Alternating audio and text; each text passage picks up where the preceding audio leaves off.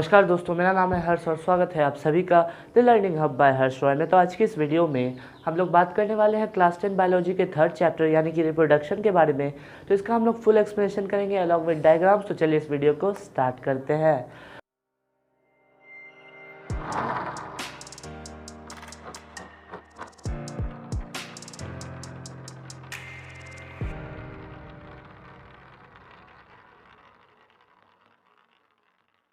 तो अगर हम लोग बात कर लें रिप्रोडक्शन की गाइस, तो रिप्रोडक्शन का डेफिनेशन सिंपल है कि the production of new organisms from existing ones of same species.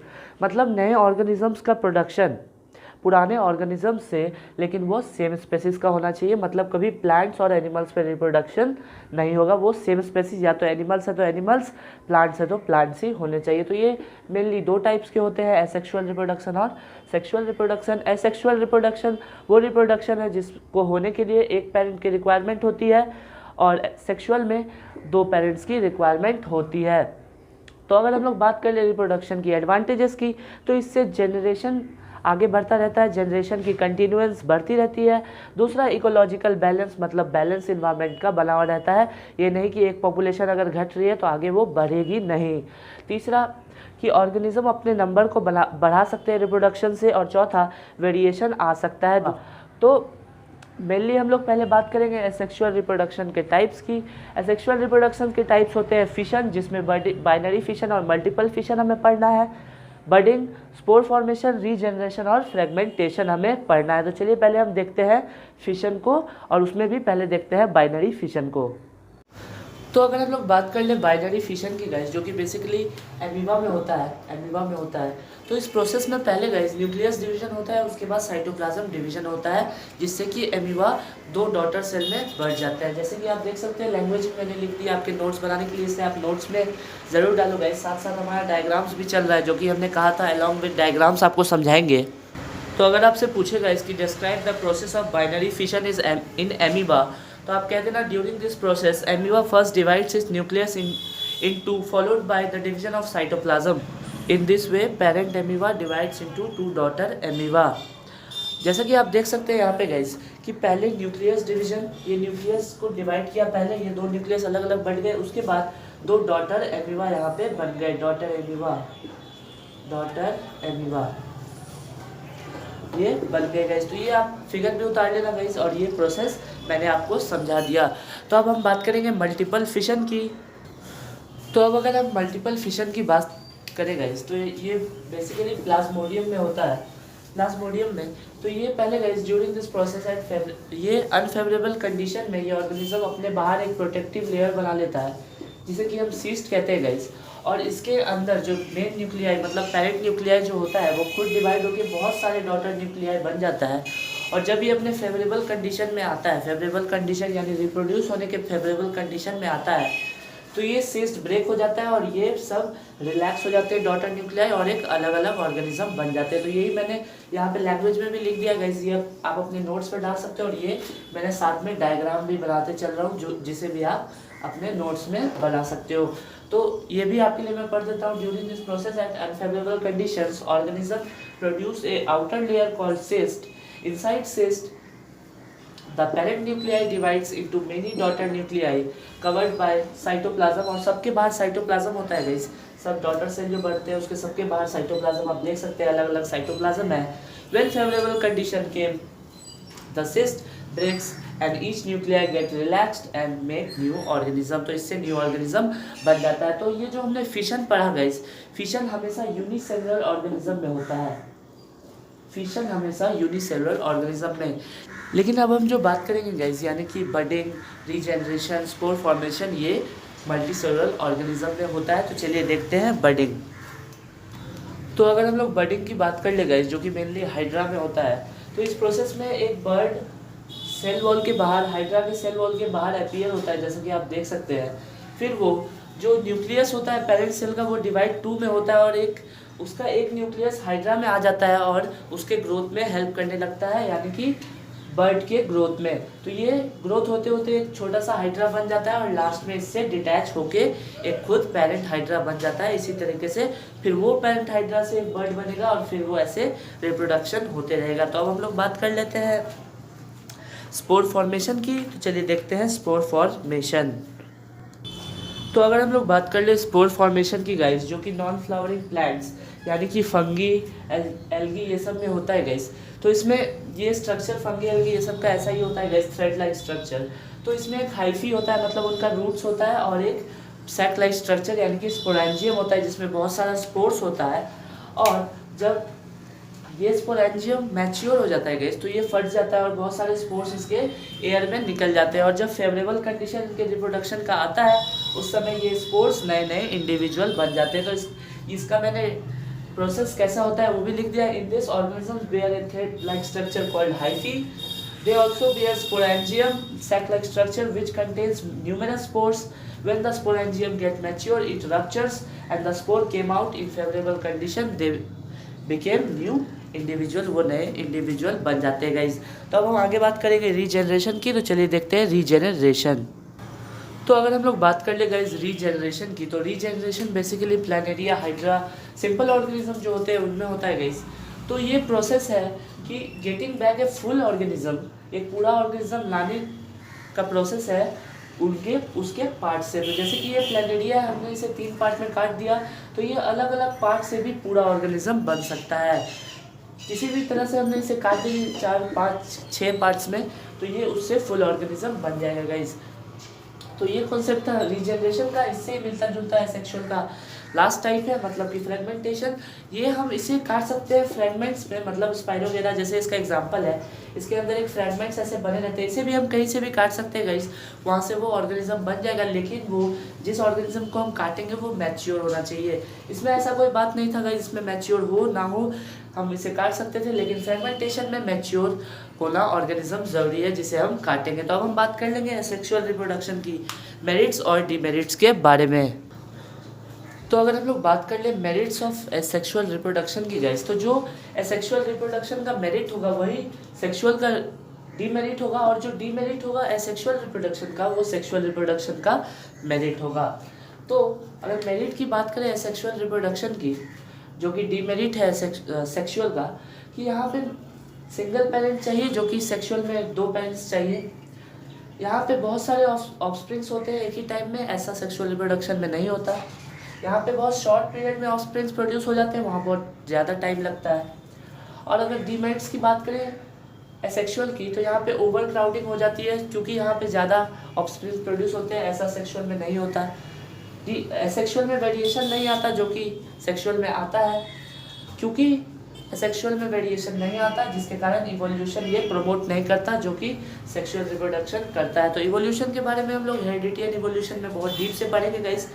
तो अभी आप जान के रखिए ये एडवांटेजेस और डिसएडवांटेजेस। तो आगे हम लोग अब बात करते हैं वेजिटेटिव प्रोपागेशन के बारे में। तो अगर हम लोग बात कर ले वेजिटेटिव प्रोपागेशन की गाइस, तो ये एक एसेक्सुअल मोड ऑफ रिप्रोडक्शन कह लीजिए है। तो इसके अगर डेफिनेशन की बात करें तो it is a process in which new plants obtain from the parts of old plant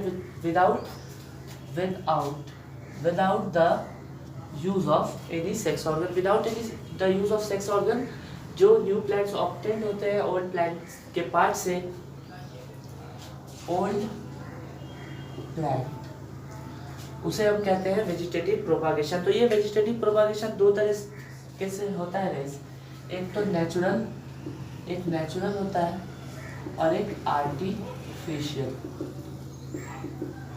तो नेचुरल मतलब जो खुद ब खुद हो गाइस, नेचर से हो। तो इसके अगर हम लोग एग्जांपल्स ले लें, तो जैसे कि एक लीफ होता है, आपको पता हो बायरोफाइलम एक लीफ होता है गाइस, तो इसके लीफ में गाइस यहाँ पे दूसरे लीफ होने लगते हैं और यहाँ पे एक रूट जैसा बन जाता है। तो इसे अगर हम लोग डिटैच करके लगा दें हम लोग ज़मीन पे या कि किसी पॉट में, तो ये बायरोफाइलम गाछ, उसके प्लांट बायरोफाइलम के प्लांट उग जाएंगे। जैसे कि आपने देखा होगा पोटैटो में एक ट्यूबर जैसा ऐसे गाछ जैसा हो जाता है, तो उसे भी अगर हम लोग तोड़ के लगा देंगे ज़मीन में, तो वो नेचुरल वेजिटेटिव प्रोपागेशन, मतलब पोटैटो का प्लांट वहाँ पे आ जाएगा। तो मेनली हमें पढ़ना है यहाँ पे आर्टिफिशियल वेजिटेटिव प्रोपागेशन। तो आर्टिफिशियल वेजिटेटिव प्रोपागेशन की अगर हम लोग बात करें, तो आर्टिफिशियल की अगर हम लोग बात करें, तो ये है process of growing many plants from a single plants by human, या फिर आप कह सकते हो बाय मैन मेड मेथड्स।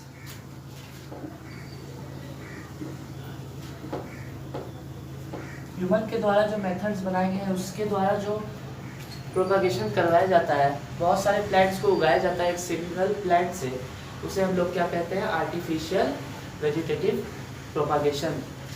तो इसमें बेसिकली 3 स्टेप होते हैं। पहला तो कटिंग, दूसरा लेयरिंग और तीसरा ग्राफ्टिंग। तो अगर हम लोग कटिंग की बात करें तो आप इसका डेफिनेशन लिख सकते हो कि it is a process of cutting of a stem of a plant to produce many plants. आप इसका लिख सकते हो, मान लीजिए कि एक रूटेड प्लांट है और उसका स्टेम बहुत सारा है, 1 या 2 स्टेम्स है, और हमने उसका एक स्टेम काट के लगा दिया ज़मीन पे, तो उस स्टेम से तो गाछ नया प्लांट आ ही जाएगा, और जो रूटेड प्लांट है उससे भी नया प्लांट आ जाएगा। मतलब कि जैसे ये रूटेड एक प्लांट है और इसके 2 स्टेम्स हैं मान लीजिए, तो एक हमने यहाँ से काटा और यहाँ पे इसे हमने लगा दिया, तो इससे तो एक प्लांट होगा ही, और जो पहले से भी प्लांट था उससे भी प्लांट हो जाएगा। इससे भी फिर जब प्लांट बढ़ेगा तो इसकी हम लोग स्टेम काट के लगा देंगे, तो इससे हम लोग बहुत सारे प्लांट सिंगल प्लांट से उगा सकते हैं। और सेकंड जो प्रोसेस है वो है लेयरिंग, मतलब कि कोई भी प्लांट जब बहुत बड़ा हो जाएगा, जैसे कि उसके बहुत सारे स्टेम्स हो जाते हैं गाइस, जैसे कि ये रूटेड प्लांट है ये, और बहुत सारा होता है इसकी, ये ऐसा स्टेम जमीन के पास तक होता है। तो ये गाछ है, ये यहाँ पे लीव्स भी होंगे, या ग्रास मत समझ लेना। तो इस लास्ट वाले जो ज़मीन के सबसे पास वाला होगा, उसे अगर हम लोग ज़मीन में यहाँ से गाड़ दें, मतलब इसे ज़मीन में गाड़ दें, तो यहाँ से अलग रूट्स इसके निकल के आ जाएंगे और ये एक सिंगल प्लांट बन जाएगा। उसके बाद हम इसे यहाँ से काट देंगे, जिससे ये अलग एक प्लांट बन गया और ये अलग एक प्लांट बन गया। इसी तरह से हम बहुत सारे स्टेम्स को ऐसे कर करके बहुत सारे प्लांट्स यहाँ पे डेवलप कर सकते हैं। तो अगर लेयरिंग की बात करें गाइस, तो it is the process of sowing a stem to produce many plants। तो इसमें हम लेयरिंग इसे कह सकते हैं। और ग्राफ्टिंग की बात करें गाइस, तो ग्राफ्टिंग में पहले हमें 2 टर्म्स सीखने होंगे, एक स्टॉक, एक सियॉन। एक स्टॉक और एक सियॉन हमें सीखना होगा गाइस। तो अगर हम लोग स्टॉक की बात करें तो the cut stem of a plant having roots is called stock. मतलब अगर एक प्लांट है, ग्राफ्टिंग में मेनली हम लोग करते क्या है गाइस, ग्राफ्टिंग में एक प्लांट का हम लोग जिसमें रूट होता है उसके ऊपर एक दूसरा प्लांट हम लोग ऐसे लगा देते हैं और उसे हम लोग टेप से कवर कर देते हैं। तो जो रूटेड वाला पार्ट है, मतलब जिस प्लांट में रूट है, उसे हम लोग कहेंगे स्टॉक, और जो हमने ऊपर लगाया है कटेड स्टेम है, उसे हम लोग कहेंगे सियॉन। तो ऐसा हम लोग क्यों करते हैं, जो नीचे वाला पार्ट होता है गाइस, मान लीजिए ये बहुत उसके पास एबिलिटी है वाटर, मतलब वो बहुत ही अच्छा प्लांट है, बहुत ही अच्छे क्वालिटी के, मान लीजिए मैंगो का प्लांट है, बहुत ही अच्छी क्वालिटी के मैंगोज ये देता है। और ऊपर वाला जो प्लांट है गाइस, वो बहुत ही अच्छे क्वालिटी के मैंगोज नहीं दे पाता, लेकिन इसमें बहुत सारी ऐसी फैसिलिटीज़ है, अगर इन दोनों को मिला दे तो इसकी फैसिलिटीज़ ये ले लेगा और ये एक अच्छा प्लांट बन जाएगा। और जो इसके ऊपर का जो ये प्लांट उग रहा था, मतलब जो अच्छी क्वालिटी वाला प्लांट एक तो उग चुका है गाइस, पहले उग चुका है, तो वो जो हमने काटा तो वो प्लांट तो उग चुका है, सारी फैसिलिटीज़ उसमें है, तो एक अलग जो हमने उसे काट के लगा दिया तो वो एक अलग प्लांट अच्छा बन गया।